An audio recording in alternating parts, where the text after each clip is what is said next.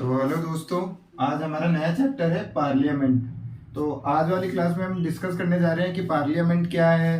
क्या होता है पार्लियामेंट, उसके अंदर कौन सी पार्टीज आती है, क्या क्या रोल है पार्लियामेंट के, क्यों पार्लियामेंट ज़रूरी है, क्या फ़ायदे हैं पार्लियामेंट के,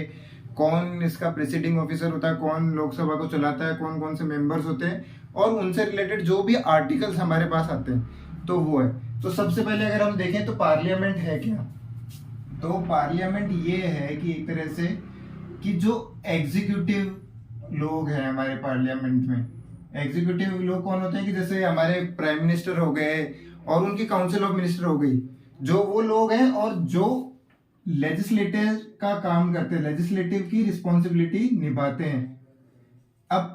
यहाँ बात करते हैं कि लेजिस्लेचर, तो लेजिस्लेचर क्या होता है कि जो भी पॉलिसी फॉर्मेशन है, रूल्स वगैरह जो भी हमारे लिए बनाने हैं, जैसे भाई देश के लिए क्या रूल आना चाहिए, क्या नहीं होना चाहिए, जो भी चीजें। तो आप सभी को ध्यान ही है कि भाई अगर कोई एग्जीक्यूटिव कोई भी लॉ बनाती है तो वो पार्लियामेंट से जरूर पास होता है। अब पार्लियामेंट में जैसे हमारे दो चीजें आ जाती है, एक होती है लोकसभा और दूसरी है राज्यसभा। अब इनके जैसे हम देखते हैं कि भाई ये जैसे दोनों कॉमन वर्ड है कि जो हमारे इनसे मिलके कि भाई जैसे जो है कि कॉमन वर्ड है, इन दोनों से मिलके हमारा पार्लियामेंट फॉर्म होता है या पार्लियामेंट का काम जुड़ा हुआ होता है। ये दो ऑर्गेनाइजेशंस हैं जो पार्लियामेंट का सारा काम संभालती है। अब जैसे मेंबर ऑफ पार्लियामेंट बनते हैं, एमएलए वगैरह बनते हैं, तो वो दोनों इसी चीज के लिए बनते हैं, ये वाली। तो अब अगर हम डेफिनेशन देखें पार्लियामेंट की, डेफिनेशन की पार्लियामेंट एक्चुअल में है क्या, तो ये जैसा अभी मैंने बताया कि जब एग्जीक्यूटिव वाले लोग जो है वो लेजिस्लेचर की रिस्पॉन्सिबिलिटी फुलफिल करते हैं, तो इसका वाला कि that executive persons when fulfil the responsibility of legislature. ठीक है, तो ये वाली चीज है कि ये इसका आप मोटी मोटी अगर आप डेफिनेशन निकाले कि जब एग्जीक्यूटिव वाले लोग यानी president, prime minister, council of minister जो उनकी होती है, जो हमने देखा था कि एग्जीक्यूटिव हमारी बनती गई यही है, वो जब लेजिस्लेटिव का यानी रोल वगैरह लॉज वॉज बनाना है, पॉलिसी बनानी है, या जैसे सीट्स का डिसाइड करना है कि लोकसभा में कितनी है, राज्यसभा में कितनी रहेगी, क्या चीजें रहेगी, तो ये सारी चीजें जब होती है तो वो अगर जब लेजिस्लेचर वाला रोल प्ले करती है तो उसको पार्लियामेंट कहा जाता है। ठीक है, तो अब ये जैसे है कि इसको पार्लियामेंट्री फॉर्म ऑफ, इसको जैसे कि पार्लियामेंट को है तो इसको कैबिनेट फॉर्म भी बोला जाता है, कैबिनेट फॉर्म ऑफ गवर्नमेंट भी बोला जाता है, ठीक है, ऑफ पार्लियामेंट भी बोला जाता है, और एक वेस्ट मिनिस्टर नाम से भी इसको जाना जाता है। वो क्यों? क्योंकि ये जो भी सारी लेजिस्लेचर वाली जो रिस्पॉन्सिबिलिटीज फुलफिल करती है उस वजह से इसको जाना जाता है। अगर अब ये देख लेते हैं कि पार्लियामेंट्री फॉर्म गवर्नमेंट है कहाँ का। तो जैसे कि इंडिया हो गया, ब्रिटेन हो गया, जापान हो गया, कनाडा हो गया, ठीक है, तो और ऐसे जैसे तो और भी एक्सेट्रा और भी जैसे है। तो ये जैसे ये देश है कि जिनमें पार्लियामेंट्री फॉर्म ऑफ गवर्नमेंट है कि जिसमें कलेक्टिव रिस्पॉन्सिबिलिटी है लोगों को, कोई एक सिंगल इंडिविजुअल और वो नहीं चल रहा। जैसे कि प्रेसिडेंशियल गवर्नमेंट में होता है या प्रेसिडेंशियल फॉर्म ऑफ गवर्नमेंट होता है जिसमें सिर्फ एक प्रेसिडेंट होता है जो हेड होता है, उसके अंदर जैसे कोई भी अपना जैसे कि आप कह सकते हैं कि प्राइम मिनिस्टर नहीं होते, काउंसिल ऑफ मिनिस्टर्स वगैरह नहीं होते हैं जैसे यूएसए वगैरह है, और ये जैसे इन सब की है। तो प्रेसिडेंट वाले फॉर्म में क्या है कि सिंगल रूल होता है, मतलब वो आप उसमें जैसे कहते हैं तानाशाही वाला जो रूल है वो भी आ सकता है, वो भी होता है। पर पार्लियामेंट्री गवर्नमेंट में जो फॉर्म ऑफ गवर्नमेंट है उसमें ऐसा नहीं होता। उसके अंदर कई सारे लोग हैं, जैसे प्राइम मिनिस्टर है, काउंसिल ऑफ मिनिस्टर हो गए, राज्यसभा के एमपी हो गए, लोकसभा के एमपी वगैरह हो गए, राज्यसभा में एमएलए वगैरह हो गए। तो ये सब लोग हैं जो काफी सारे लोग हैं जो रिस्पॉन्सिबिलिटी, कलेक्टिव एक रिस्पॉन्सिबिलिटी निभाते हैं। एक सिंगल इंडिविजुअल लोग नहीं है, collection of groups of people है, कलेक्टिव ग्रुप ऑफ पीपल है यहाँ पर जो कि इस रिस्पॉन्सिबिलिटी को निभाना चाहते हैं। तो ये बेसिकली हम मेन अगर हम पार्लियामेंट का देख लें तो क्या है, ये है चीजें। अब जैसे आर्टिकल 74 में है कि फॉर्मेशन ऑफ कैबिनेट क्यों बनती है, कि भाई कैबिनेट मिनिस्टर जो है या काउंसिल ऑफ मिनिस्टर है वो क्यों बनते हैं। तो काउंसिल ऑफ मिनिस्टर का फॉर्मेशन जैसा हम पहले भी बात कर चुके हैं कि भाई एक तो कि भाई for the aid and advice of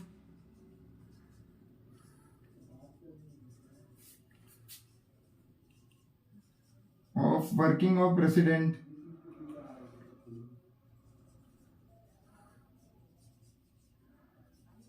कि भाई जैसे प्रेसिडेंट जो भी काम करता है तो वो अपने दम पे नहीं करता, वो जो भी ये हमारी है COM होता है, काउंसिल ऑफ मिनिस्टर्स जो है, उनकी एड एंड एडवाइस पे, यानी प्राइम मिनिस्टर और काउंसिल ऑफ मिनिस्टर जो उनको एडवाइस देती है उसके हिसाब से पहले वो भाई council of ministers, prime minister ये बैठते हैं, मिलते हैं, किसी भी पॉलिसी पे डिस्कशन वगैरह करते हैं, सारी चीजें करते हैं। प्रेसिडेंट का अगर कोई रोल है उसमें, उस पर भी चर्चा करते हैं, फिर प्रेसिडेंट के पास जाती है और फिर प्रेसिडेंट उस पर साइन करता है। तो इसके रिलेटेड एक जरूरी चीज और है, यहाँ हम देख लेते हैं कि 44th कॉन्स्टिट्यूशनल अमेंडमेंट एक्ट से क्या किया गया है। इसमें यह किया गया है कि प्रेसिडेंट जो है, अगर मान लीजिए कोई भी पॉलिसी है या कोई भी लॉ है, अगर वो प्रेसिडेंट के पास भेजा गया है तो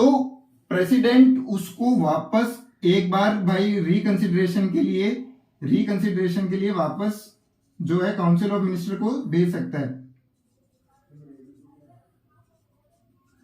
ठीक है, अगर प्रेसिडेंट को लगता है कि इसमें कोई चेंजेस होने चाहिए, ये चीज सही नहीं है, अगर वो काउंसिल ऑफ मिनिस्टर के पास जा रहा है और फिर अगर काउंसिल ऑफ मिनिस्टर जो है वो अगर इसमें कोई चेंज करते हैं या नहीं चेंज करते हैं और वापस प्रेसिडेंट को भेजते हैं, तो प्रेसिडेंट को वो मानना ही पड़ेगा, फिर उसमें वो वापस नहीं भेज सकते। और ये वाली जो चीज कहां से लाई गई है, वो लाई गई है 44th कॉन्स्टिट्यूशनल अमेंडमेंट एक्ट से, कि अगर एक बार प्रेसिडेंट के पास भेजा है, प्रेसिडेंट को नहीं पसंद आई या कोई चेंजेस मांगते हैं, वो भेजेंगे। अब अगर काउंसिल ऑफ मिनिस्टर उसमें चाहे चेंज करे या ना करे, और जैसा भी वो प्रेसिडेंट को भेजेंगे वो उनको मानना ही पड़ेगा, वो उनके लिए मान्य होगा ही होगा। ये है 44th कॉन्स्टिट्यूशनल अमेंडमेंट एक्ट से आया हुआ। तो अब अगर हम और बात करें कि भाई पार्लियामेंट वाले में, जैसे मैंने यहाँ लिख रखा है कि आर्टिकल 79 से लेके 122 तक, जो 79 है आर्टिकल से लेके 122 तक जो भी आर्टिकल आते हैं वो सारे आते हैं पार्लियामेंट्री फॉर्म ऑफ गवर्नमेंट या पार्लियामेंट के लिए। तो वो भी हम देखेंगे कि एक एक करके कि कैसे कैसे कौन सी गवर्नमेंट आती है, कैसे कैसे क्या होता है, 79 में क्या है, 80 में क्या है, 85 में क्या है, 84 में क्या है, 83 में क्या है। ठीक है, अब आर्टिकल जैसे अगर हम पहले 79 की बात करें तो आर्टिकल 79 में है कि there should be a parliament, कि पार्लियामेंट होनी चाहिए।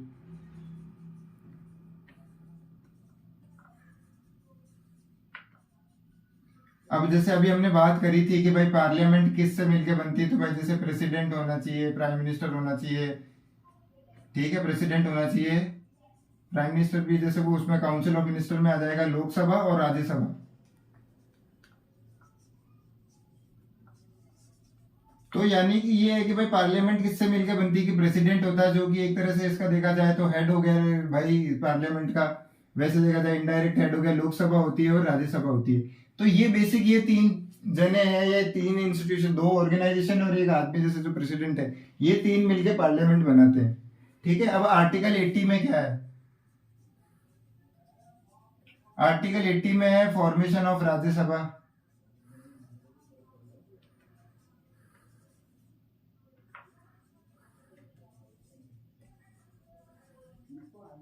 अब फॉर्मेशन ऑफ राज्यसभा, तो अब फॉर्मेशन ऑफ राज्यसभा से हम क्या समझते हैं कि राज्यसभा क्या होती है या क्या, जैसे सेंटर के लिए हमारे पास लोकसभा है,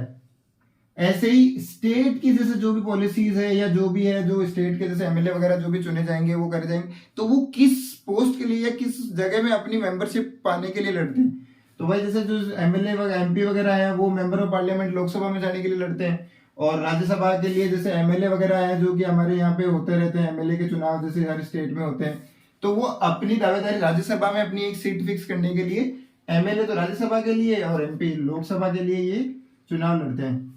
ठीक है, अब राज्यसभा में क्या है, टोटल 250 मेंबर होते हैं। ठीक है, 250 मेंबर होते हैं राज्यसभा में। अब उसमें से क्या होता है कि 238 मेंबर्स जो है वो तो इनडायरेक्टली इलेक्ट होते हैं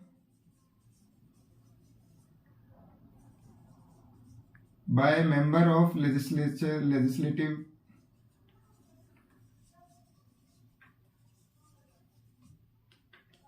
थ्रू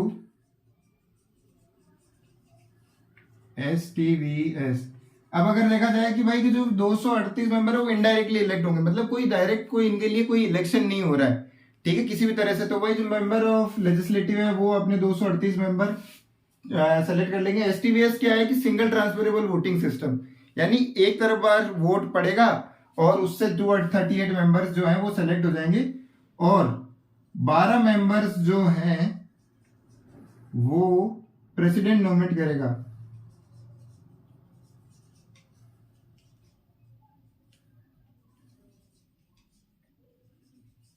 ठीक है, अब ये 12 मेंबर है जो कि इसमें ध्यान रखना है कि हमारे को 238 मेंबर है वो तो इनडायरेक्टली इलेक्ट होंगे through single transferable voting system, और 12 बंदे जो है वो प्रेसिडेंट नॉमिनेट करेगा। अब प्रेसिडेंट किसको नॉमिनेट करेगा? प्रेसिडेंट उन बंदों को नॉलेज करेगा जिनके पास प्रैक्टिकल एक्सपीरियंस है, आर्ट का, साइंस का, पॉलिटिक्स का। तो कोई जो एक्सपर्ट है, जो भाई सरकार को थोड़ी बहुत सुझाव भी दे सके और जो भी भाई इनकी कार्य प्रणाली है उसको अच्छे से चला सके। तो ये 12 बंदे जो है या 12 लोग हैं उनको प्रेसिडेंट नॉमिनेट करेगा। तो राज्यसभा में ध्यान रखने वाली चीज यही है। और तीसरी चीज जो राज्यसभा की है वो है, ये है कंटिन्यूइंग फ्लोइंग बॉडी है।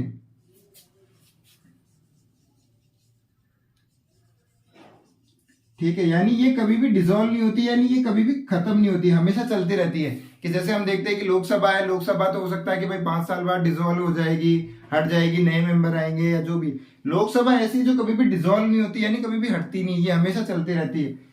और 1/3 जो इसके मेंबर हैं वो हर 2 साल में चेंज होते रहते हैं। 1/3 ऑफ इस मेंबर जो है वो हर एक तिहाई जो मेंबर है इसके राज्यसभा के, वो हर 2 साल बाद चेंज होते रहेंगे। फ्रेश इलेक्शन होते हैं और नए बंदे आ जाते हैं। तो ये बेसिकली 200 आर्टिकल, माफ कीजिएगा, आर्टिकल 80 में ये है कि फॉर्मेशन ऑफ राज्यसभा कितने मेंबर होते हैं, उसमें से कौन इनडायरेक्टली इलेक्ट होता है, 12 मेंबर प्रेसिडेंट से नॉमिनेट होते हैं। तो कौन होते हैं कि भाई जिनके पास अच्छा नॉलेज और एक्सपीरियंस है आर्ट को रिलेटेड, साइंस से रिलेटेड, पॉलिटिक्स वगैरह से रिलेटेड, ताकि वो थोड़ी सरकार को हेल्प भी कर सके और जो भी इसकी राज्यसभा का कार्य है उनको थोड़ा सा अच्छे से चला सके। और ये कंटिन्यूइंग फ्लोइंग बॉडी है, ये ध्यान रखना है कि राज्यसभा कभी भी डिसॉल्व नहीं होती है, और 1/3 ऑफ इट्स मेंबर जो है वो हर 2 साल बाद चेंज होते हैं। अब देख लेते हैं आर्टिकल जैसे 80 में हमने देखा कि भाई फॉर्मेशन ऑफ लोकसभा थी, सॉरी फॉर्मेशन ऑफ राज्यसभा थी, ऐसी 81 में है formation of Lok Sabha.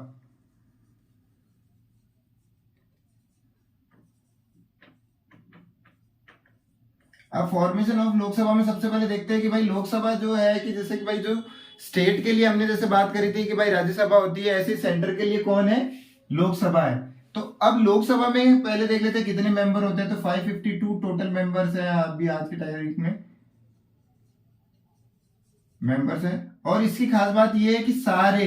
Universal adult franchise, यानी जो वोटिंग सिस्टम है कि 18 साल बाद के ऊपर के जो भी लड़के या लड़कियां हैं, जो भी है, सबको वोटिंग राइट्स है हमारा, वो जो प्रोवाइड करता है। तो वो सारे ये जो भी 552 मेंबर्स है ये कहाँ से आते हैं? जैसे भाई स्टेट से हो गए, यूनियन टेरिटरीज से हो गए, और जैसे भाई ये सारे ऐसे मिलके ये 552 मेंबर्स होते हैं इसमें। और ये सारे यूनिवर्सल अडल्ट फ्रेंचाइज यानी वोटिंग सिस्टम से डायरेक्टली जो वोटिंग होती है, जो हम लोगों द्वारा, जैसे आप और हम, मैं, जो भी हम वोटिंग करते हैं उसके द्वारा आते हैं। राज्यसभा इनडायरेक्टली वोटिंग से आती है, उनके मेंबर होते हैं इनडायरेक्टली, जो मेंबर ऑफ लेजिस्लेटिव बने हुए हैं वो सेलेक्ट करते हैं, और यहाँ के जो मेंबर होते हैं ये 552 मेंबर ये हम सेलेक्ट करते हैं। यानी ये सारे ही हमारी तरफ से या हमारे द्वारा इलेक्ट किए गए लोग होते हैं। और ये है जो बॉडी है ये डिसॉल्विंग बॉडी है, यानी ये हर 5 साल बाद डिसॉल्व होगी ही होगी। और अगर जैसे हो सकता है कई बार ऐसा होता है कि भाई अगर प्रेसिडेंट वगैरह या जैसे प्राइम मिनिस्टर या जो भी है डिसॉल्व बॉडी, यानी जो लोकसभा में जो रूलिंग पार्टी है, अगर वो कोई भी जैसे कोई लॉ ब्रेक करते हैं या कुछ भी ऐसा हो जाता है, या वो अपनी जो भी है कि भाई अपनी डोमिनेंस नहीं शो कर पाते, तो उनको हटाने की भी प्रावधान है। नो कॉन्फिडेंस मोशन जो होता है उसके थ्रू लोकसभा से जो भी भाई रूलिंग पार्टी है उनको हटाया भी जा सकता है। और भाई जैसे नई गवर्नमेंट है, जैसे ऑल्टरनेटिव फॉर्म ऑफ गवर्नमेंट, जैसे कि इसमें अभी हम आगे बात करेंगे कि भाई प्रिसीडिंग ऑफिसर है, लीडर ऑफ अपोजिशन, भाई लीडर ऑफ हाउस कौन होता है, लीडर ऑफ अपोजिशन क्या है, तो वो भी जैसे भाई अपनी लीडर ऑफ अपोजिशन जो जिस गवर्नमेंट का है वो फिर अगर ये गवर्नमेंट डिसॉल्व हो जाती है या हट जाती है तो वो अपनी सरकार बना सकता है। तो ये वाली चीज इसमें आती है। डिसॉल्विंग बॉडी है ये, तो भाई इसको हटा भी सकते हैं। 5 ईयर इसका टेन्योर होता है, ठीक है। और इसका जो चेयरपर्सन होता है उसी को ही प्रेसिडिंग ऑफिसर भी कहा जाता है।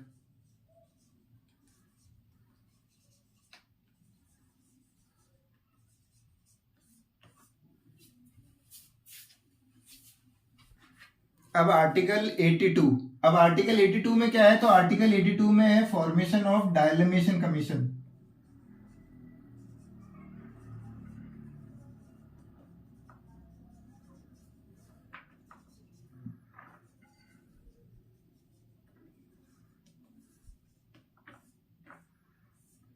फॉर्मेशन ऑफ डायलेमेशन कमीशन क्या है कि प्रेसिडेंट जैसे ही भी हमारे पास जब देश का जब सेंसस जब आ जाता है, यानी टोटल जनगणना हो जाती है,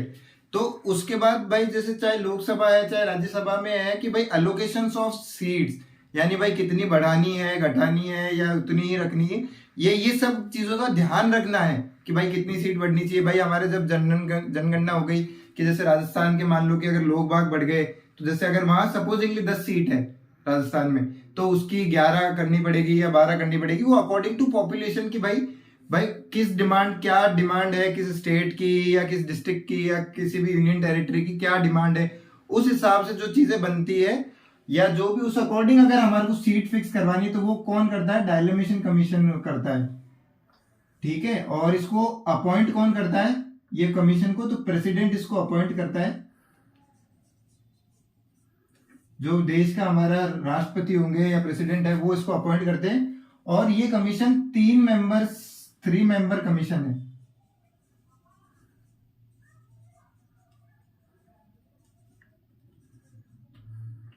ये 3 मेंबर कमीशन है, तो भाई इनकी जो भी भाई लोकसभा या जैसे भाई उनमें जो भी सीटें वेटें बढ़ानी है या करनी है, तो इस कमीशन को फॉलो किया जाता है। 3 मेंबर कौन कौन होते हैं, तो इसमें पहला होता है रिटायर्ड सुप्रीम जज,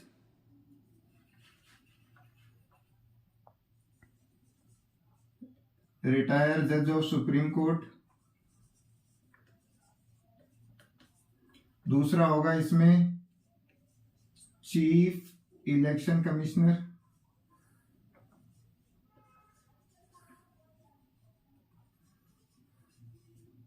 और थर्ड होगा इसके अंदर चीफ इलेक्शन कमिश्नर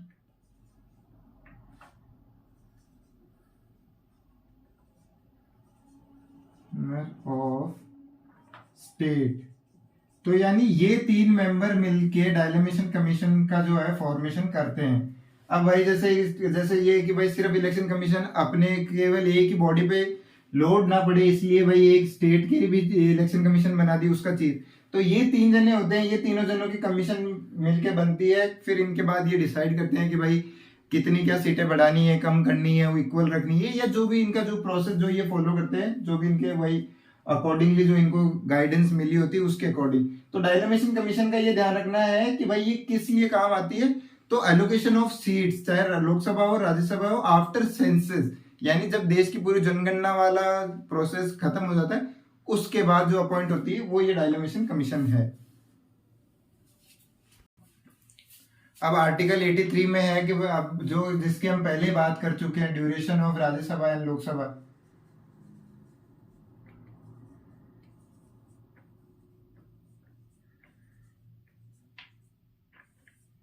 तो भाई अब इसमें यही है कि भाई राज्यसभा कितने टाइम तक रहेगी, जैसे कि अभी हमने बात करी थी कि राज्यसभा है जो कि कंटिन्यूइंग फ्लोइंग बॉडी है, यानी वो कभी भी डिसॉल्व नहीं होती। और लोकसभा है वो डिसॉल्व होती है आफ्टर 5 ईयर्स, या जैसे भाई अगर नो कॉन्फिडेंस मोशन से पहले भी आप उनको जो है सरकार है या लोकसभा को डिसॉल्व कर सकते हैं। प्रेसिडेंट भी है अपने हिसाब से अगर उनको करना है तो वो डिसॉल्व कर सकता है इसको, लोकसभा को। राज्यसभा कंटिन्यू फ्लोइंग बॉडी है और 1/3 जो उसके मेंबर होते हैं वो हर 2-2 साल बाद चेंज होते रहते हैं इलेक्शन के। तो अब इसके बाद आर्टिकल 84 जो है वो आता है qualification for member of parliament.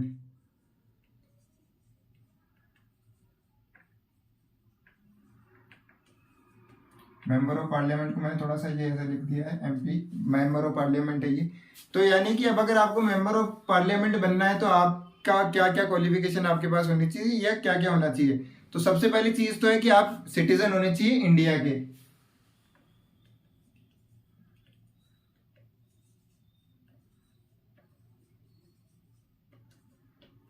ठीक है, दूसरा ये होना चाहिए अगर आप लोकसभा में जाना चाहते हैं तो आपकी एज 30 या 30 से ज्यादा होनी चाहिए। और अगर आपको राज्यसभा में जाना है तो 25 ईयर से कम आप नहीं होने चाहिए। कम से कम अगर आप 25 साल के होंगे तभी आप एलिजिबल है राज्यसभा में जाने के लिए, और लोकसभा में जाने के लिए 30 ईयर्स की जो आपकी एज होनी चाहिए। ये ठीक है। तो अब ये आर्टिकल 84 आ जाता है। अब इसके बाद हमारे पास एक नई चीज आती है जो है कि डिस्क्वालिफिकेशन।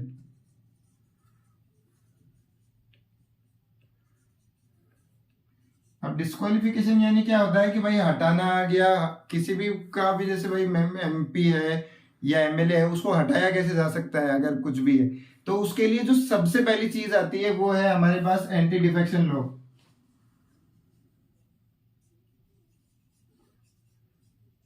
जैसा कि हमने ये पहले, अगर आपने मेरी शेड्यूल्स वाली वीडियो देखी होगी तो उसमें आपको मैंने बताया था 10th शेड्यूल में आता है ये, इन 10th शेड्यूल ये आता है। तो वहां पे भी हमने इसकी बात करी थी कि भाई जैसे भी ये वाला होता है कि भाई अगर कोई भी एक मेंबर है जिस पार्टी का है, या वो आफ्टर इलेक्शन वो अपनी सीट जो है लोकसभा या राज्यसभा में बदल नहीं सकता कि अब आज इलेक्शन जीता 2 दिन में भाई इलेक्शन, भाई अगर मैं बीजेपी में रह लिया 2 दिन में कांग्रेस में रह लिया फिर मैं चेंज कर लिया, तो आप चेंज नहीं कर सकते। अगर आप चेंज करते हैं, ये वाली चीज करते हैं, तो एंटी डिफेक्शन लॉ से आपको डिस्क्वालीफाई कर सकते हैं, या इसमें इसका प्रावधान है कि आप एंटी डिफेक्शन लॉ से भी भाई उस मेंबर को डिस्क्वालीफाई कर सकते हैं, मेंबर ऑफ पार्लियामेंट या उसको जो भी है वो वाली चीज पे। अब दूसरी चीज आती है कि जैसे अगर भाई जो हाउस स्पीकर, जो चेयरपर्सन है हाउस का, ये तो हो गया एंटी डिफेक्शन लॉ। और ये कौन से उससे आया था तो वो आपको पता ही होगा, 52nd कॉन्स्टिट्यूशन अमेंडमेंट एक्ट से लाया गया इसको। एंटी डिफेक्शन लॉ जो है ये आपका उसी में आया गया था कि जैसे भाई वो आया राम गया राम जो भी थे, वो वाला जो फेमस डायलॉग है कि आया राम गया राम, वो इस एंटी डिफेक्शन लॉ से आया है कि भाई जब एक वो हरियाणा के कहीं के, मुझे भी याद नहीं, कि एक वो मिनिस्टर थे, उन्होंने एक ही दिन में 3 पार्टी बदली थी, तो वो उनके उसके बाद ये एंटी डिफेक्शन लॉ लाया गया और आया राम गया राम भी बहुत फेमस हुआ था। अब जैसे इसी के अंदर हमारे 3 पार्ट होते हैं कि जैसे कि अगर कोई एमपी या एमएलए है, वो अगर किसी भी पार्टी से अगर उसने टिकट ले रखा है, तो जैसे भी अगर उसने पार्टी से टिकट लिया है और वो अगर वहां से चुनाव जीत जाता है, तो फिर वो अपनी, अगर वो चुनाव जीत जाता है तो वो अपनी पार्टी बदल नहीं सकता। If a member is from party ticket, ठीक है, ये सब इसी के एंटी डिफेक्शन के अंदर ही आते हैं कि भाई अगर पार्टी टिकट जैसे बीजेपी का है तो फिर ऐसा नहीं है कि चुनाव जीत के भाई बीजेपी का होने के बाद कांग्रेस में चला गया, आम आदमी पार्टी में चला गया, नहीं। अगर जिस पार्टी से आपको टिकट मिला, आपको उसी से, अगर आपने चुनाव लड़ा और आप अगर उसी से ही जीते हैं तो फिर आप पार्टी चेंज नहीं कर सकते। और अगर इंडिपेंडेंट मेंबर है आप,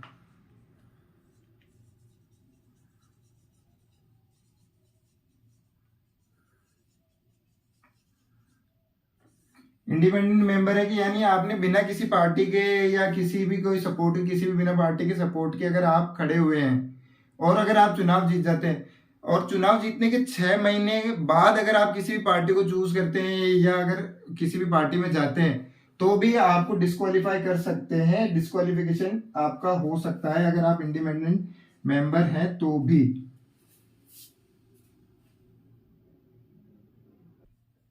थर्ड है कि जैसे कि अब इसके बाद जैसे भाई पहले पार्टी टिकट हो गई, इंडिपेंडेंट मेंबर हो गया, और थर्ड जो है वो है कि नॉमिनेटेड मेंबर है अगर आप, तो नॉमिनेटेड मेंबर है अगर आपको किसी भी पार्टी से या किसी भी उससे अगर आपको नॉमिनेट किया गया है, और अगर आप उसके 6 महीने बाद, अगर इलेक्शन जीतने के बाद भी, अगर आप नॉमिनेटेड मेंबर होने के बाद भी, अगर आप 6 महीने बाद इलेक्शन के अगर आप पार्टी चेंज कर लेते तो भी आपके खिलाफ डिस्क्वालिफिकेशन का जो है प्रावधान है वो बिल्कुल जारी है। आप बिल्कुल डिस्क्वालीफाई हो सकते हैं बिना किसी रीजन की।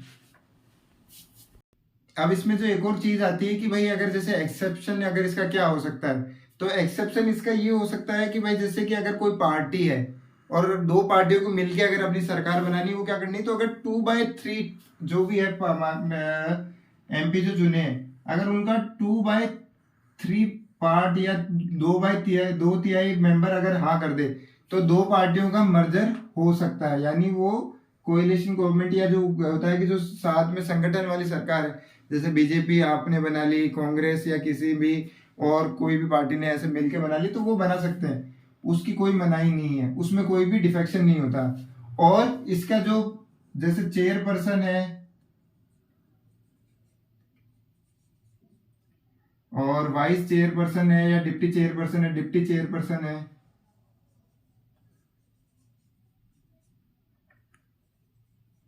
तो ये वो लोग हैं जो डिफेक्शन, यानी इनको हटाया नहीं जा सकता इससे, ये बाहर रहते हैं डिफेक्शन के। तो कौन कौन बाहर रहते हैं, तो चेयरपर्सन हो गया, डेप्यूटी चेयरपर्सन हो गए, ये लोग हैं जो इसके डिफेक्शन से बाहर रहते हैं, यानी कि उनको हटाया नहीं जा सकता है। तो ये तो लगभग लगभग एक हमने सारी ऑलमोस्ट ये बात कर ली कि जैसे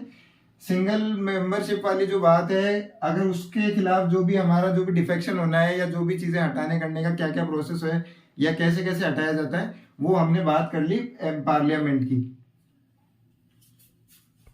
अब जो अगला उसके बाद आता है कि डिस्क्वालिफिकेशन ऑन ड्यूअल मेंबरशिप, यानी अगर एक कोई भी एमपी है, एमएलए है, अगर वो दोनों ही हाउस में अगर उसकी सीट है, तो क्या होगा, अगर जैसे मान लीजिए कोई भी एक मेंबर ऑफ पार्लियामेंट है या जो भी है, वो अगर दोनों दोनों उसके जैसे चाहे लोकसभा में भी जीत जाता है और राज्यसभा में भी जीत जाता है, तो उसको क्या होगा कि विद इन 10 डेज उसको क्या करना पड़ेगा कि एक पार्टी को ही चुनना पड़ेगा, मतलब सॉरी एक ही असेंबली को चुनना पड़ेगा, चाहे वो लोकसभा का हो चाहे राज्यसभा का हो। तो इसमें ध्यान रखने वाली बात क्या है कि जैसे कि जो भी है कि भाई अगर दो मेंबर अगर है, जैसे मेंबर है, अगर वो लोकसभा और राज्यसभा दोनों में अगर ज्वाइन किया, तो 10 डेज के अंदर उसको एक ही पार्टी ज्वाइन करनी पड़ेगी, वरना जो उसकी सीट है राज्यसभा में वो खाली हो जाएगी। तो इसमें ध्यान रखने वाली बात क्या है कि फर्स्ट वाली कि अगर वो दोनों हाउस में अगर वो सेलेक्ट हो जाता है, अगर दोनों हाउस में वो अगर इफ इन बोथ हाउस,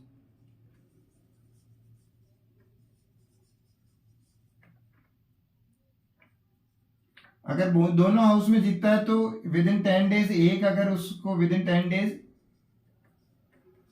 एक सीट छोड़नी होगी,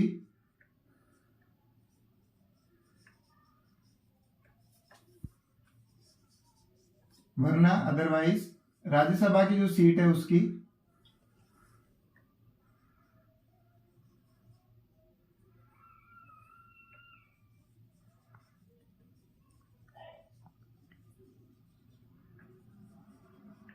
बिकम वेकेंट। ठीक है। और अब अगर जैसे कि अगर वो जॉइंट सीटिंग है दोनों हाउस का, यानी वो दोनों हाउस में है कि चाहे लोकसभा में भी है और अब राज्यसभा में भी है, तो अगर वो ऐसा है कि दोनों में ही बैठ रहा है, तो उसको डिसाइड करना पड़ेगा कि विद इन 10 डेज या 20 डेज में उसको ये डिसाइड करना पड़ेगा कि भाई मेरे को कौन सी सीट में जाना है, कि भाई जैसे कि उसको 10 से 12 दिन के अंदर अंदर ये पता करना पड़ेगा कि भाई मुझे किस में रहना है, वरना जिस भी सीट में उसको पहले जीता है, चाहे वो लोकसभा का अगर सीट अगर पहले जीता है तो वो खाली हो जाएगी, अगर राज्यसभा का जीता है तो वो खाली हो जाएगी। तो इसमें ध्यान रखने वाली बात ये है कि अगर वो सिटिंग मेंबर है दोनों हाउस का, अगर दोनों हाउस में चल रहा है, तो उसको एक डिसाइड करनी पड़ेगी, वरना उसकी जो पहले जिसमें वो इलेक्ट हुआ, चाहे वो लोकसभा में इलेक्ट हुआ तो लोकसभा की खाली हो जाएगी, राज्यसभा में इलेक्ट हुआ है तो राज्यसभा की सीट जो है वो खाली हो जाएगी। अब जो तीसरी चीज आती है कि भाई हमने जैसे देख लिया कि अब अगर वो तीसरी चीज इसमें ये आती है कि अगर वो दो सीट अगर एक ही हाउस में जीत जाता है, कि अगर भाई कोई भी एक मेंबर ऑफ पार्लियामेंट है, अगर वो एक ही जैसे लोकसभा में 2 सीट जीत गया या राज्यसभा में 2 सीट जीत गया, तो उसमें से उसको एक सीट जो भी उसका चाहे, जो भी जिसमें भी वो चाहे उसमें वो चूज कर सकता है। अगर वो चीज नहीं करेगा तो दोनों जो सीटें हैं वो ही उसकी खाली हो जाएगी, यानी उसकी जो मेंबरशिप है वो चली जाएगी। ठीक है। तो ये वाले ध्यान हमारे को तीसरी चीज जिसमें ये ध्यान रखना है कि भाई अगर दोनों हाउस में अगर उसको पहले जैसे भाई लोकसभा और राज्यसभा में जीता तो क्या होगा, और अगर जैसे कि भाई फिर अगर सिटिंग मेंबर है, दोनों दोनों ही हाउस का सिटिंग मेंबर है, तो क्या होगा, अगर एक ही हाउस में वो 2 सीट जीत गया तो क्या होगा। अब अगर जैसे एक और होता है इसके अंदर डिस्क्वालिफिकेशन, कि भाई अगर जैसे कोई भी राज्यसभा का मेंबर है या लोकसभा का मेंबर है, वो अब जैसे अगर हाउस ऑफ एब्सेंस यानी वो अगर ऑफिस अपने यानी माफ कीजिए ऑफिस, अगर वो लोकसभा या राज्यसभा में आ ही नहीं रहा है, अगर वो कंटिन्यू 60 डेज तक अगर वो नहीं आता है, तो भी उसकी सीट वेकेंट हो जाएगी। अगर 60 दिन तक वो एब्सेंट रहता है प्लस 4 दिन उसको एक्स्ट्रा दिए जाते हैं, यानी अगर वो 64 दिन तक, अगर जब भी उनकी मीटिंग हो रही है या सिटिंग हो रही है, अगर वो 64 दिन तक नहीं आएगा, तो उसकी सीट जिस भी उसमें है, चाहे राज्यसभा में लोकसभा में है, वो खाली हो जाएगी। अब जैसे कि मैंने आपको पहले भी बात करी थी कि भाई प्रिसीडिंग ऑफिसर कौन होता है, तो प्रिसीडिंग ऑफिसर वही होता है कि जो चेयरमैन है या जो स्पीकर होता है, यानी कि जो मेन रोल है जिसका है, वो जो मेन आदमी जो होता है स्पीकर या चेयरपर्सन है, जैसे कि अभी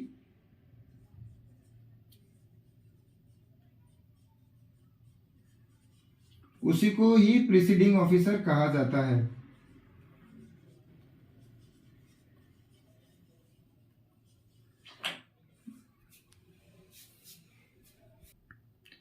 अब इसमें एक जो हमारा डिस्क्वालिफिकेशन वाली हम बात कर रहे थे, तो उसमें एक चीज में थोड़ी सी रह गई थी जो मुझे अभी याद आ गई,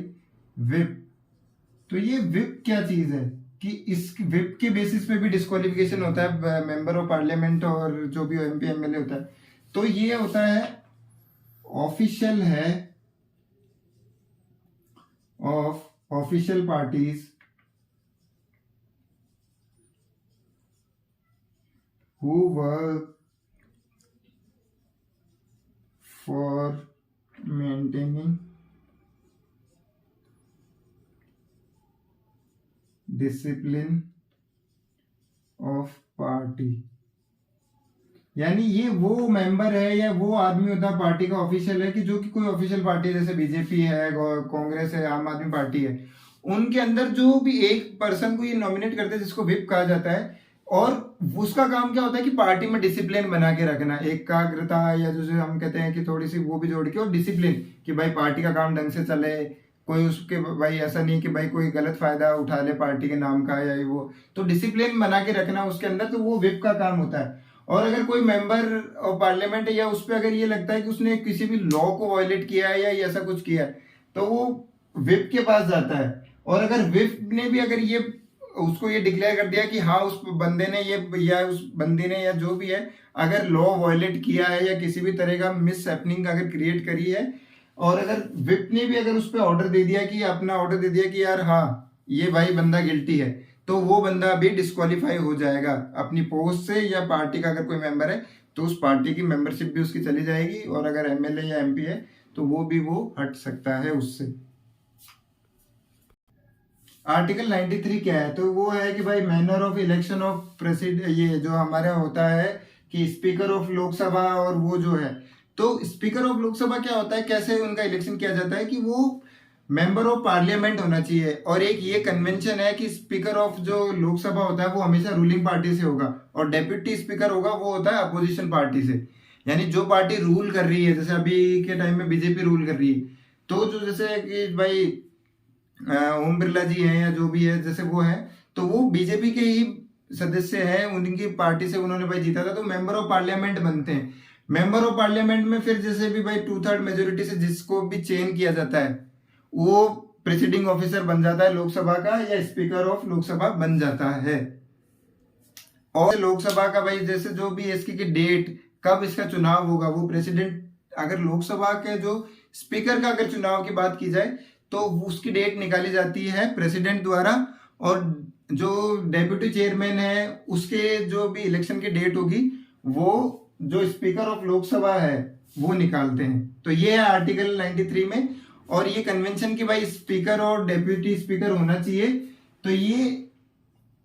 मॉन्टेग्यू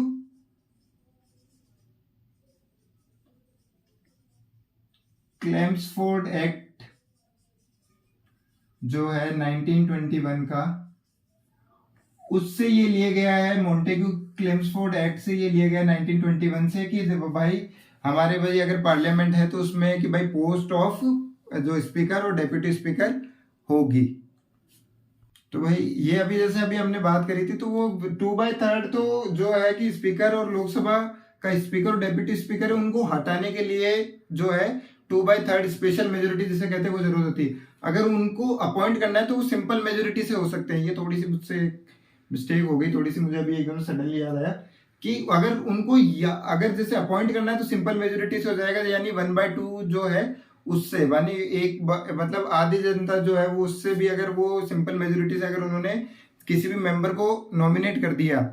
तो वो अपॉइंट हो जाएगा। और डिस्क्वालिफिकेशन के लिए क्या जरूरी है, 2/3 मेंबर। यही सेम डेप्यूटी स्पीकर के लिए भी चलेगा और यही उसके लिए भी, जैसे बाकी जो है। तो ये मैनर है कि इलेक्शन ऑफ प्रेसिडेंट का कैसे होगा, तो भाई इलेक्शन में पहले कि भाई वो मेंबर होने चाहिए पार्लियामेंट के, फिर जिसको भी नॉमिनेट कर लिया गया 1/2 मेजोरिटी से वो स्पीकर बन जाएगा इसका, जो भी जैसे लोकसभा और राज्यसभा भाई उसमें डेप्यूटी स्पीकर होता है राज्यसभा में, और जैसे इसका लोकसभा का स्पीकर डेप्यूटी स्पीकर वो बन जाएंगे। और रिमूवल के लिए 2/3 मेजोरिटी लानी होगी, यानी स्पेशल मेजोरिटी अगर लानी होगी 2/3 मेंबर की, तब जाके आप जो भी है उनको 14 दिन का प्रायर नोटिस देने के बाद 2/3 मेजोरिटी लाने के 14 दिन बाद अगर उनको भाई टाइम दिया जाता है, अगर फिर भी अगर उनका जो भी चीज प्रॉब्लम सॉल्व नहीं होती है या फिर से अगर 2/3 मेजोरिटी आती है तो भाई जो भी स्पीकर है उनको हटाया जा सकता है। अब ये है कि भाई जो भी अब हमारा जो भी स्पीकर और जैसे डेप्यूटी स्पीकर अपॉइंट होते हैं इनका टाइम ड्यूरेशन क्या होता है। तो जैसे इलेक्शन के बाद जो पहली मीटिंग होने से लेके और उसके बाद तक जो कि फर्स्ट मीटिंग लोकसभा की जब तक नहीं होती है, उस दौरान जो भी भाई जो भी बंदा या जो भी उस टाइम के बीच में जितना भी ड्यूरेशन होता है वो ड्यूरेशन होता है कि भाई उस टाइम के लिए ये लोकसभा के जो भी भाई स्पीकर है और जो भी भाई ये डेप्यूटी स्पीकर है ये अपॉइंट किए जाते हैं। एक इसमें और टर्म आती है प्रोटर्म स्पीकर।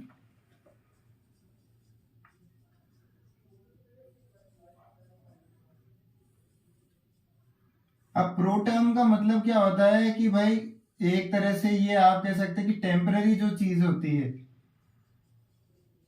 या टिल टाइम बीइंग, यानी कि भाई जब से इलेक्शन की इमीडिएट मीटिंग से लेके जब तक भाई फर्स्ट मीटिंग में जब तक भाई कोई एक हमारा प्रॉपर हमें जब तक कोई भी हमारा जैसे स्पीकर और डेप्यूटी स्पीकर नहीं मिल जाता है तब तक जो डेप्यूटी तब तक जो भी ये जो स्पीकर और डेप्यूटी स्पीकर का जो रोल प्ले करता है उसको प्रोटर्म स्पीकर कहा जाता है। वो यानी कि भाई जो till election of permanent speaker and deputy speaker, the person who plays the role of speaker is called as pro term speaker। तो ये इसकी डेफिनेशन है कि प्रोटर्म स्पीकर। ये थोड़ा सा इंपॉर्टेंट हो जाता है आपके एग्जाम की दृष्टि से कि भाई प्रोटर्म स्पीकर क्या होता है, कि भाई जो भी एक बार जब तक भाई हमारा स्पीकर या डेप्यूटी स्पीकर हमें नहीं मिलता तब तक जो उसका रोल प्ले करता है तब तक भाई जो भी इनके डिसीजन मेकिंग में हेल्प करता है वो प्रोटर्म स्पीकर कहलाता है। तो ये काफी सीडीएस और सीपीएफ और ये इन क्वेश्चन है जो ये काफी बार पूछ लिया जाता है। प्रोटर्म स्पीकर थोड़ा सा इंपॉर्टेंट टर्म बनता है तो इसको थोड़ा सा ध्यान से आप देख लीजिएगा और याद रख लीजिएगा। अब अगर आगे बात करें तो भाई लीडर ऑफ लोकसभा कौन होता है। तो लीडर ऑफ लोकसभा कौन होता है कि जो भाई रूलिंग पार्टी का जो हेड है यानी प्राइम मिनिस्टर है वो लीडर ऑफ लोकसभा होता है। और वो खुद भी लीडर ऑफ लोकसभा रह सकता है अगर वो चाहे कि किसी भी मिनिस्टर को अगर उसको ये लगता है कि भाई इसको मुझे लीडर बनाना चाहिए लोकसभा का तो वो उसको भी लीडर बना सकता है। और लीडर ऑफ अपोजिशन कौन होता है कि वो अपोजिंग पार्टी जिसकी 1/10 सीट्स है लोकसभा में, उनको जो भाई जो अपोजिशन पार्टी का जो भाई लीडर ऑफ अपोजिशन मतलब अपोजिशन पार्टी जिसकी 1/10 मेंबर की सीट उसमें लोकसभा में है, उनको भाई जो उनके वाले में से जो उनको लीड कर रहा है उस पार्टी को जिसकी 1/10 सीट है इसमें लोकसभा में, उनका जो लीडर होता है वो लीडर ऑफ अपोजिशन कहलाता है। अब बाद में अगला एक टर्म आती है हमारे पास, आर्टिकल 85 आता है, जिसमें है sessions of parliament.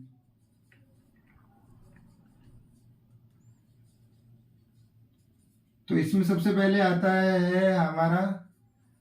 Summoning session.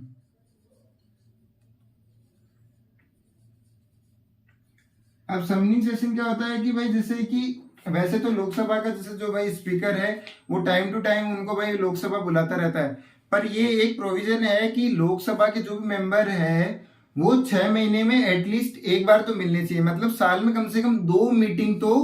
होनी ही चाहिए लोकसभा की। और वो जो 2 मीटिंग होती है लोकसभा की उसी को कहा जाता है समनिंग के सेशन। यानी समनिंग सेशन मतलब क्या होता है, मीटिंग बुलाना या लोकसभा का जो भी भाई ऑफिस का काम है वो चलाना, उसको कहा जाता है समनिंग सेशन। अब जो सेकंड टर्म आती है हमारे पास वो आती है एडजोर्नमेंट। तो एडजोर्नमेंट जैसे पार्लियामेंट का काम चलता है सुबह 9 से 11 और फिर 2 से 6, ये टाइमिंग होता है और जो पार्लियामेंट का जो है कि काम करने का टाइमिंग होता है। तो अगर अब उससे पहले या उसके बाद में जैसे है तो वो स्पीकर ऑफ लोकसभा जो है, जो स्पीकर होता है वो एडजोर्न करता है।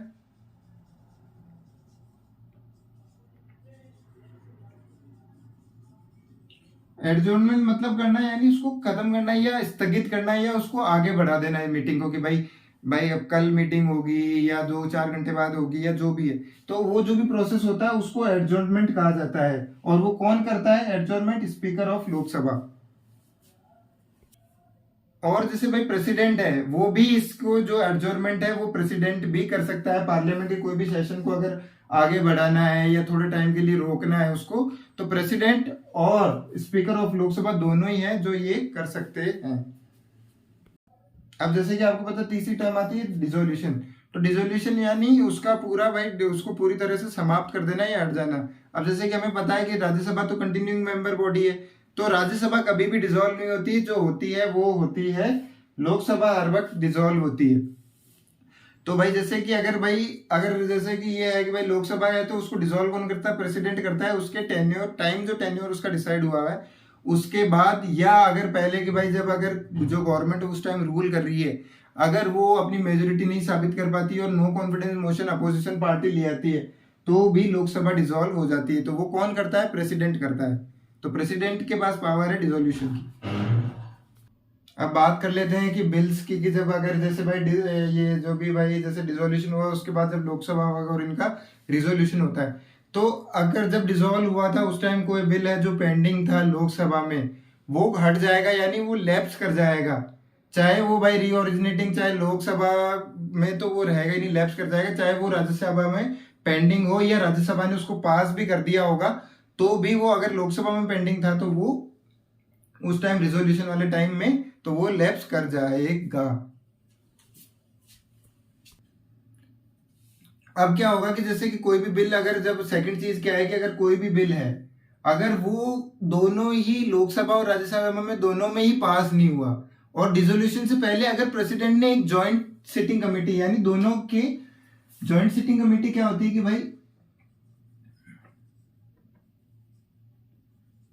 में क्या है कि भाई कुछ मेंबर्स होंगे लोकसभा के, कुछ मेंबर्स होंगे राज्यसभा के,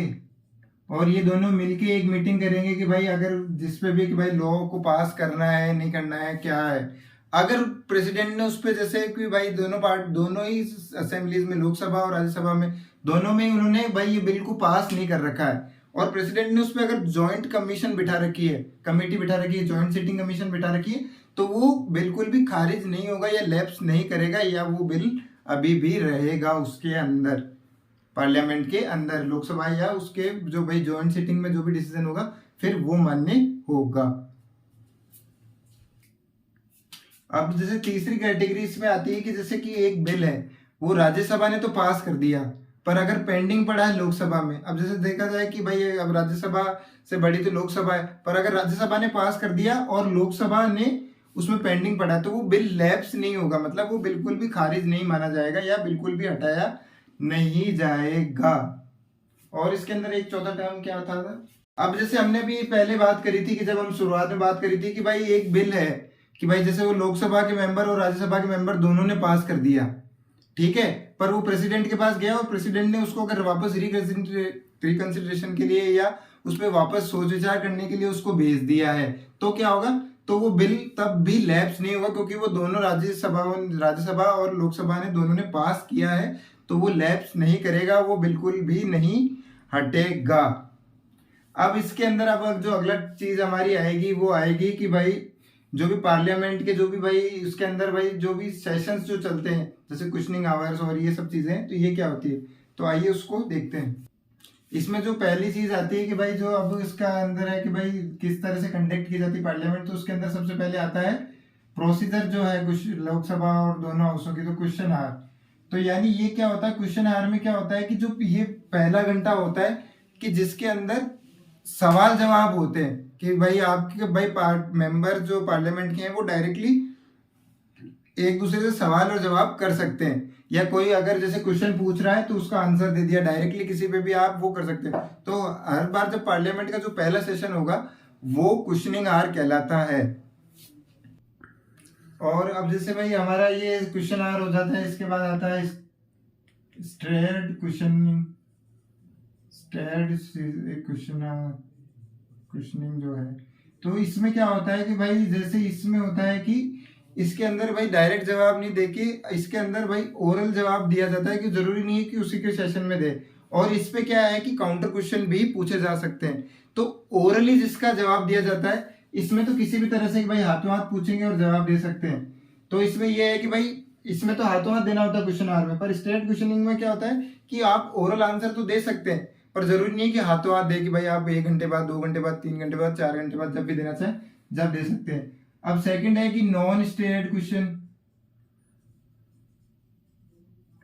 तो उसमें क्या है कि नॉन स्टेटेड में क्या आता है कि इसमें रिटन आंसर देना होता है, लिखित आंसर देना होता है, और इसके काउंटर क्वेश्चन जो भी है वो कभी भी नहीं पूछा जाता है इसमें, कि भाई आप ऐसा है कि भाई मेरे किसी से ये है कि भाई ये क्वेश्चन हो गया, भाई ये क्यों नहीं हुआ, उसने लिखित में उसका जवाब दे दिया, तो अब जो जिसको लिखित जवाब दिया वो दोबारा वापस कोई भी सवाल या जवाब उससे नहीं कर सकता है।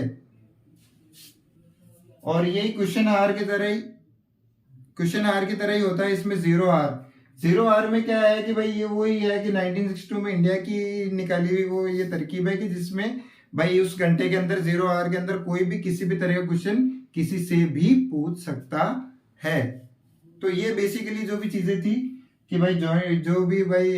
सेशंस जो पार्लियामेंट के चलते हैं उनके अंदर जो भी चीजें होती है वो ये है कि क्वेश्चन आवर क्या है, स्टैंडर्ड क्वेश्चन आवर क्या है, नॉन स्टैंडर्ड क्या है और 0 आवर क्या है, वो मैं आपको बता चुका। अब जो अगला आर्टिकल हमारे पास इसमें है वो है आर्टिकल 87 जो मोशन ऑफ थैंक्स। अब मोशन ऑफ थैंक्स क्या होता है कि जब भी हमारी जैसे पार्लियामेंट का स्टार्ट होने वाली होती है तो उससे पहले जो हमारे प्रेसिडेंट हैं वो मोशन ऑफ थैंक्स देते हैं, यानी एक स्पीच देते हैं जिसमें वो एड्रेस करते हैं पूरी लोकसभा को और उनको।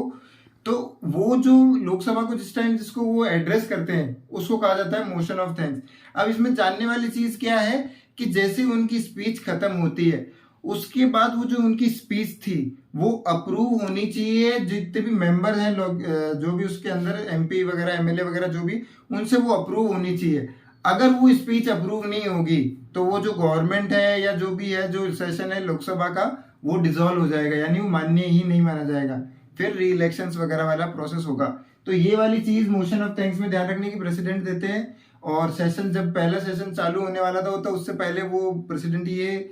जो भी मोशन ऑफ थैंक्स अपना एड्रेस देते हैं, जो भी भाई अगर वो एड्रेस है जो अप्रूव होना चाहिए नहीं होगा तो डिसोल्यूशन हो जाएगा। उसके बाद आर्टिकल 108 आता है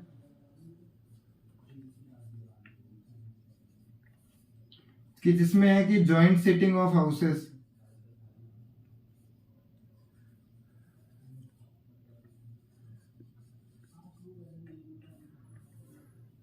अब आर्टिकल 108 में है जॉइंट सिटिंग ऑफ हाउसेस। तो भाई कि भाई दोनों के जैसे अभी हमने पहले ऊपर बात करी थी कि भाई लोकसभा और राज्यसभा के मेंबर हैं, जो भी भाई लोकसभा के या राज्यसभा के मेंबर हैं वो अपनी जॉइंट सिटिंग कब बिठाते हैं, तो वो वाली चीज है कि भाई अगर अब जॉइंट सिटिंग जो है वो कब बिठाई जाएगी कि भाई अगर कोई भी बिल है वो दोनों जैसे लोकसभा और राज्यसभा है उन दोनों ने उसको हटा दिया हो या उन दोनों ने उसको मानने की कोशिश कर दिया हो, तो भाई उस पर भाई डिस्कशन करने के लिए या उसके पास आपको रीथिंकिंग करने के लिए या एक बार और सोचने के लिए जो भी चीज करी जाती है वो कहलाती है जॉइंट सिटिंग ऑफ लोकसभा और राज्यसभा, उसके लिए जॉइंट सिटिंग बनाई जाती है। और अब ये इसके अंदर जो एक और चीज आती है कि भाई अगर बिल को पास हुए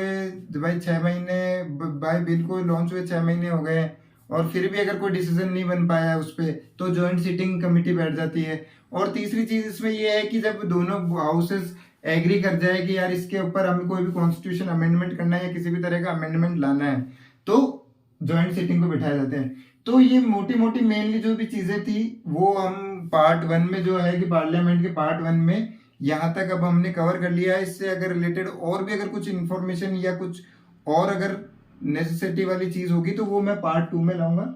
तो वीडियो को देखने के लिए बहुत बहुत धन्यवाद, और अगर पसंद आए तो प्लीज लाइक और शेयर जरूर करें। Thank you.